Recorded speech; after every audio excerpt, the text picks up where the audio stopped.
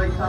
जयपुर शरण में आजा पैसा जयपुर शरण में आजा मैं तुला क्षमा कर दूं पैसा मैं तुला क्षमा कर दूं महिषासुर अव्यक्त बल नारी के शरण